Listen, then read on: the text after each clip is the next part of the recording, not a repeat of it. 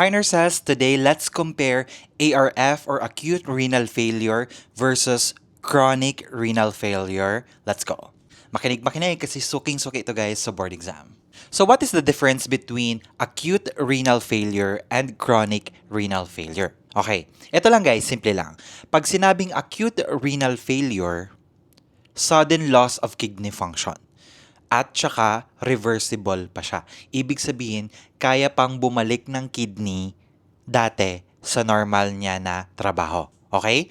Pag acute renal failure, biglaan nagkaroon ng loss of kidney function, pero reversible pa. Pwede pang bumalik sa normal yung kidney. Unlike guys, si chronic renal failure or si chronic kidney disease or si end-stage renal failure, wala na. It is a irreversible loss of kidney function. Hindi na guys nababalik. And usually, nadidetect na to guys, late stage na, end stage na siya. Kapag chronic kidney disease, nagkakaroon ng problema sa kidney more than 3 months. 3 months or longer. Now, punta na tayo guys sa predisposing factors. Ano yung mga factors na nagkukos na magkaroon ng renal failure? Acute and chronic. Okay, punta muna tayo guys sa acute renal failure. Ang acute renal failure guys, merong tatlong categories yan. Pre-renal, intrarenal, tapos post-renal. Iisa-isahin natin to guys yung tatlo. First, pre-renal. Ang ibig sabihin guys ng pre-renal, sa pangalan niya pa lang na pre, before, ito yung mga problema na nangyayari before the kidneys. Ibig sabihin, yung kidney mismo ay walang problema, kundi yung mga factors or mga organs before the kidneys. Ang perfect example ng pre-renal na mga problema is yung lack of blood supply to the kidney. Paano siya nangyayari? Ito yon. So, bakit nagkakaroon ba ng lack of blood supply sa kidney? Number one, it could be yung patient is nagkaroon ng hemorrhage or bleeding. Excessive yung bleeding niya. It could be yung patient, meron siyang shock, no? Sobrang dami ng fluid volume loss, blood loss. Your body will lead to shock. So, nagkakaroon ng problema with the blood supply. Also, we have chronic diarrhea, no? Kapag nagkakaroon ng dehydration, of course, konti yung tubig, konti din yung blood volume. Congestive heart failure, stenosis, hypotension, or low blood pressure. Ito yung mga factors, guys, na nakakaapekto na nagkakaroon ng lack of blood supply sa kidney. Ang tawag dito, guys, sa mga problema na to is the pre-renal stage. So, ang tanong, why is it a problem kapag mababa ang blood supply sa kidneys? Guys, remember, our kidney needs blood. Just like all the organs in the body. Yung skin natin, yung heart, yung brain, yung eyes natin, it all needs blood to survive, no? Kasi as we all know, blood contains oxygen and nutrients na kailangan ng mga body organs natin. At of course, kapag nagkakaroon ng low blood supply sa kada organs, nagkakaroon din ng lack of function. 'Di ba? Kasi nga wala ng dugo, wala ng nutrients, wala ng oxygen, nanghihina din yung mga organs natin. The same applies to sa kidneys natin. Kapag there is lack of blood supply to the kidneys, of course, mawawala ng power or ng gasolina yung kidney natin para mag-function. Low blood supply will starve the kidneys. At kapag, ang mangyayari guys, kapag hindi na nag-function yung kidney natin, bababa na yung tinatawag na GFR or glomerular filtration rate. Sa pangalan niya pa lang guys, kapag nagkakaroon ng mababa ang GFR, nagkakaroon ng mababa din sa pag-process ng mga body fluids natin sa kidneys. At delikado to guys ha. Tandaan, kapag mababa ang GFR, hindi na nagiging functional yung kidney natin, hindi niya na nafi-filter ng maayos yung mga fluids, yung blood, yung mga waste products sa body natin. So, ang nangyayari guys, kapag hindi mapaprocess, kapag hindi mafi-filter, of course, magsistay yung toxin sa body natin, which is very delikado, di ba? That's why GFR or glomerular filtration rate, napaka-importante niyan at dapat i-keep natin siya to a normal level. Remember, kapag nagkakaroon ng kidney function loss, bumababa yung GFR. At kapag mababa ang GFR, nagkakaroon ng problema with secretion of waste, with filtration of waste, ganyan. Tapos, nare-retain yung mga toxins sa body natin, which is very delikado, di ba? And that is the pre-renal stage, okay? Klaro guys ha, pag pre-renal stage, yung problema before the kidneys. Naaapektuhan lang yung kidney. Ang perfect example nito is the lack of blood supply to the kidney. Next, we have intrarenal. Pangalan niya pa lang guys, intrarenal. Intra is inside the kidney. Ang problema is inside the kidney. Oh, gets na no? Pag sinabing pre-renal, yung problema outside the kidney or before the kidneys. Ngayon, sa intrarenal stage or intrarenal na category, yung kidney mismo yung may problema. Okay? Kaya nagkakaroon ng kidney function loss. Halimbawa, nasira yung glomerulus or nasisira yung mga tubules sa mga nephrons. Yung problema mismo sa kidney. Halimbawa, infection of the kidney. Yon, isa yon. Yung problema mismo sa kidney. At kapag nagkakaroon ng infection yung kidney, nawawalan din siya ng function niya. Tawag dyan is pyelonephritis. We have sepsis or infection of the blood. We have scleroderma, diabetes mellitus, and acute glomerulonephritis or AGN. Very common to sa mga bata. At kapag nagkakaroon guys ng pagkasira sa kidney, of course, naaapektuhan din yung blood supply doon tsaka yung functioning of the kidney. Thus, nangyayari yung kidney failure. So tandaan, sa intrarenal na category, yung problema is nasa kidney. Number 3, post-renal category. Sa pangalan niya pa lang guys, after. Yung problema is nangyayari siya after the kidney or outside din siya the kidney. Usually guys, ang post-renal category guys, merong mga mechanical obstruction. Halimbawa, kapag magkakaroon ng obstruction, nagkakaroon ng bara, minsan nagbabackflow yung urine sa kidney pabalik. Gets? Kasi yung post-renal, yung problema after na ng kidney.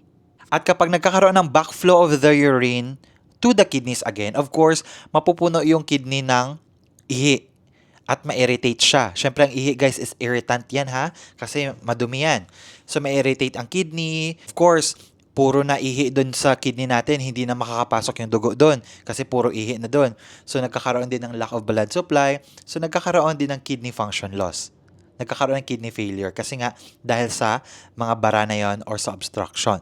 Ang mga examples nito guys is benign prostatic hyperplasia o ang paglaki ng prostate, enlarged prostate, mga blood clots, nephrolithiasis. Pag sinabing lithiasis guys, bato, okay? Kidney stones, nephrolithiasis.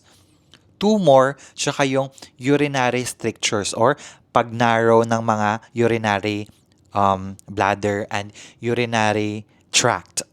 Okay? So, ang mangyayari dyan kapag may mga bato-bato dyan, may mga blood clots, may paglaki ng prostate, of course, yung ihi hindi na makakalabas. So, ano na siya, magbabackflow siya ulit sa kidney. At kapag nandun na yung ihi sa kidney, of course, ma-irritate na naman yung kidney, di ba? So, magkakaroon ng renal failure. Okay? So, yan yung pinagkaiba guys ng tatlo na yan. We have the pre-renal, the intrarenal, and the post-renal. Now, punta naman tayo guys sa CKD or sa chronic kidney disease. Sa chronic kidney disease guys, tandaan, ito yung mga diseases or mga predisposing factors that would lead to CKD or chronic na or forever ka nang may kidney failure. Number 1 is diabetes and hypertension. The leading cause of kidney failure sa buong mundo is diabetes and hypertension. Lifestyle problems. Sobrang-sobra sugar sa blood, sobrang taas ng BP. Recurrent pyelonephritis or lagi ka na lang nagkakaroon ng infection sa kidney mo. Kung palagi yan na-infect yung kidney mo, of course, ma-destroy yan. Masisira. Tapos yung exposure to renal toxins, like mahilig ka uminom ng mga painkillers, mahilig ka uminom ng mga gamot-gamot na walang prescription ng mga doktor. No, mahilig ka uminom ng mga kung ano-anong mga herbal products na hindi naman proven. So these are examples of toxins, no? Hindi ka mahilig uminom ng tubig, mahilig ka kumain ng maraming asin, sugar, no? Soft drinks, lahat. Lahat ng sobra is nakakasama sa katawan. So, these are examples of renal toxins that could lead to chronic renal failure. Okay? Kuya, may tanong ako. Ang pre-renal, intrarenal, and post-renal sa acute kidney failure lang ba yan? The answer is no. Pwede rin siya sa chronic kidney failure. Guys, tandaan nyo, just remember this. Ang acute renal failure, kapag hindi yan naagapan, guys, it would lead to chronic kidney failure. Okay? Again, ang acute renal failure, pag hindi yan naagapan, it would lead to chronic kidney disease. So, technically, wala silang pinagkaiba. Yung pinagkaiba lang nila is yung kahabaan ng time, tsaka yung acute kidney failure, pwede pang gumaling yan. Pero pag si KD, hindi na talaga. Now, punta naman tayo guys sa acute renal failure phases. Si acute renal failure guy, meron siyang 4 na phases yan. No? So number 1, we have the initiation phase or yung pag-start ng problema, pag-start ng acute renal failure. Yung pangalawa is oliguric phase. Number 3 is the diuretic phase, and number 4 is the convalescent phase or the recovery phase. Sa acute renal failure to ha, tandaan, bakit merong 4 na phases ang acute renal failure? Kasi guys, may recovery period pa to. Okay? Tandaan, si acute renal failure, pwede pang gumaling yan. Si CKD, meron bang 4 na phases si CKD, sir? Wala. Kasi nga, CKD na siya. It's end-stage renal disease. Forever ka nang idadialysis kung gusto mo mabuhay. Wala nang balikan to kasi chronic kidney disease again is irreversible. Hindi na siya mababalik sa dati. Okay, punta tayo sa 4 phases of acute renal failure.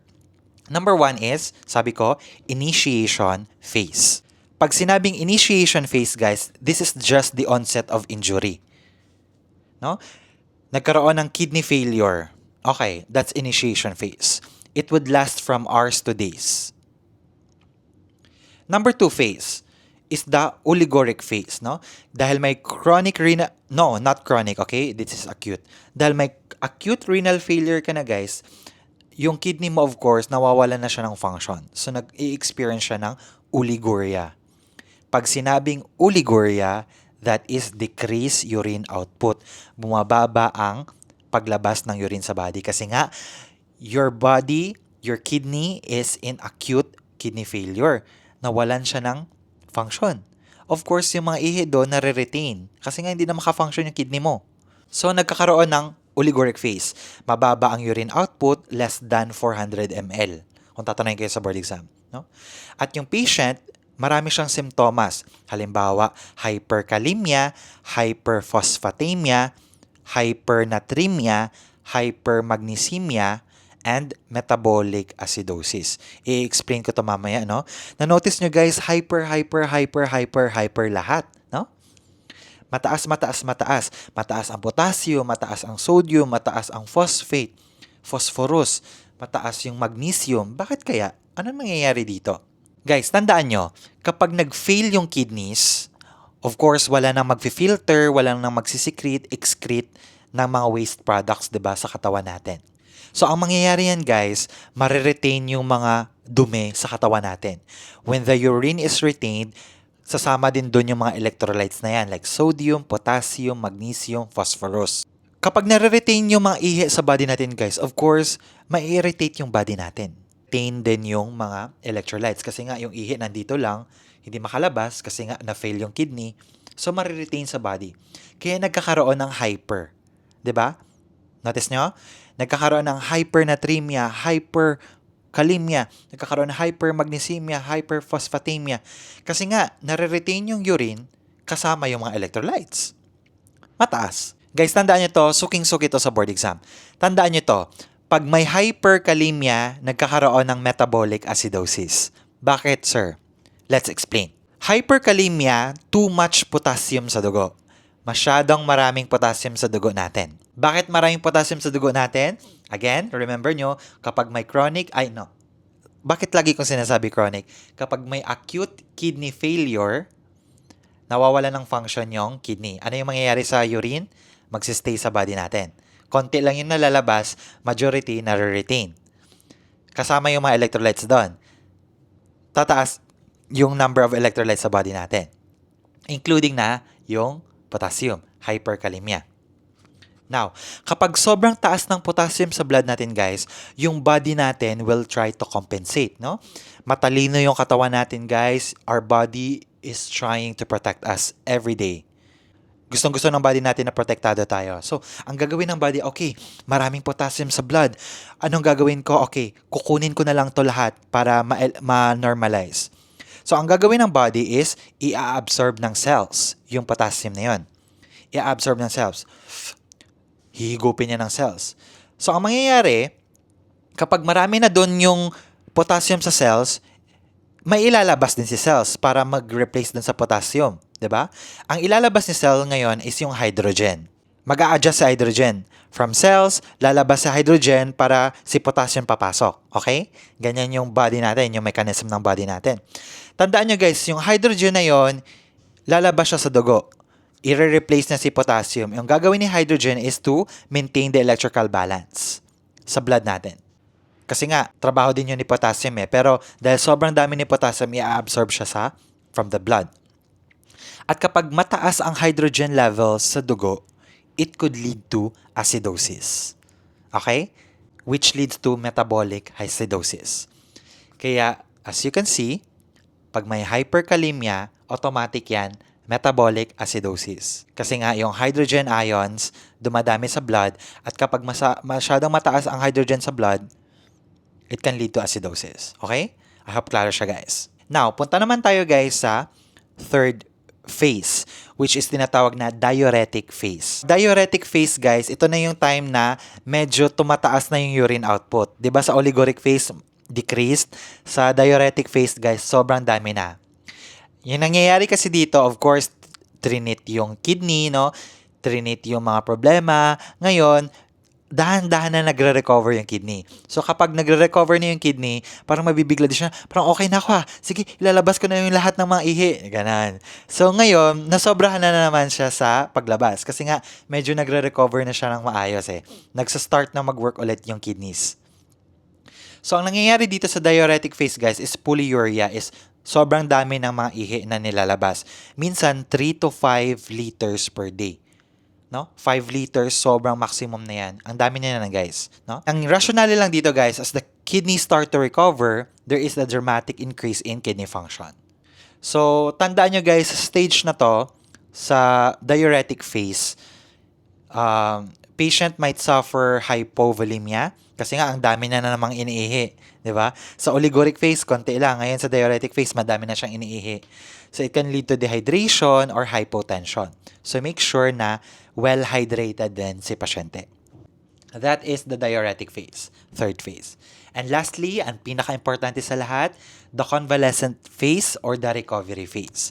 Sa pangalan niya pa lang, guys, bumalik na sa normal yung kidney function. Kasi nga, okay na at nagbago na yung pasyente at uminom siya ng mga gamot at finalo niya yung sabi ng doktor. Nagkaroon na ng convalescent period. Hay, salamat. At least hindi siya lumala. So, yan yung 4 na phases ng acute renal failure. So, what are the symptoms of acute renal failure? Number 1, we have jugular vein distension, peripheral edema, periorbital edema, peripheral usually sa mga legs, sa feet, dyspnea or difficulty of breathing, we have nausea and vomiting, confusion, chest pain, back pain, and decreased urine output. And that's it, nurses. To discuss our management and kung ano yung gagawin natin as a nurse, it could be in a different video para hindi na masyadong mahaba dito. I will be uploading the nursing considerations soon, so please check mo lang tong channel ko. See ya!